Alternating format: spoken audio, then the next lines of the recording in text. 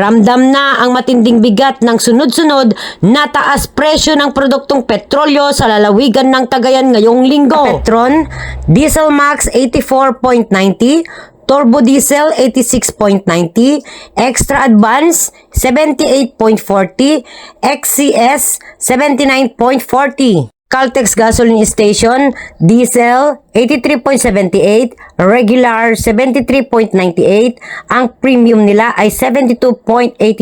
Dito naman sa Max Gasoline Station, Diesel 88.35, Regular 72.60 at ang premium ay 73.60. At mula naman sa Gas and Go Fuel Station, sa baybayin ng Claveria, makikita na tila babala na mas mahal ang singil sa pump. Diesel 88.35, Premium 88.88, Unleaded 88.88. Ang mataas na presyong ito ay bahagi ng ipinapatupad na Strage Oil Price Hike ngayong linggo, March 10 to 16, 2026. Ayon sa Department of Energy, DOE, inaasahang aabot ng 17 pesos hanggang 24 pesos kada litro ang kabuuang itataas ng diesel, habang 7 pesos hanggang 13 pesos naman sa gasolina. Dahil sa laki ng itinaas bunga ng tensyon sa gitna ng silangan at ang pagpasasara ng Strait of Hormuz,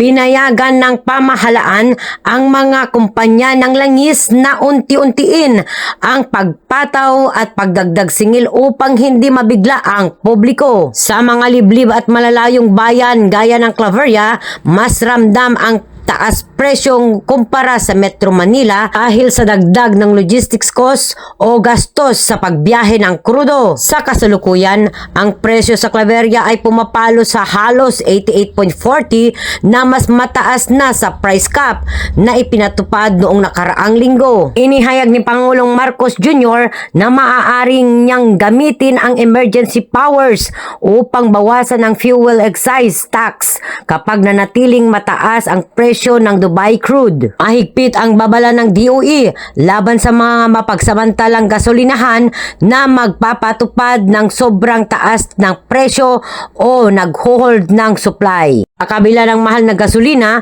tiniyak ng pamahalaan na sapat ang supplies ng bansa para sa susunod na 60 araw. Gayunpaman, pinayuhan ang mga motorista na magtipid at asahan ang posibleng pagtaas din ng mga pamasahe at bilihin sa mga susunod na araw. Natin ang driver ng van, si Sir Alvin. Sa pagtaas po ng diesel ngayon, sir, yung konsumo po ba ng yung sasakyan papuntang Tuguegarao ay nababawi mo po ba? May kita ka po ba? Wala lang. Kasi itong yung grabing diesel na mataas na, wala na talaga. Hindi mo na mapapawi talaga. So, ang pwede na lang gawin dyan, garayan na lang itong mga sasakyan kaysa ipilit natin yung biyahe. Kapag isa lang yung karga mo, wala. Hindi mo talaga mapapawi. Lugi. Maraming salamat po, sir. Sir, dahil sa price increase ng gasolina ngayon, meron pa po ba kayong income na matitira para sa iyong pamilya, sir? Mahirap ang pasada kayo dahil tumaas ng gasolina. Paano po ang pagpapasada? May mga pasahero pa po ba kayo o kukunti na lang po, sir? Bihira ng pasahero ngayon, ma'am. Maraming salamat po, sir.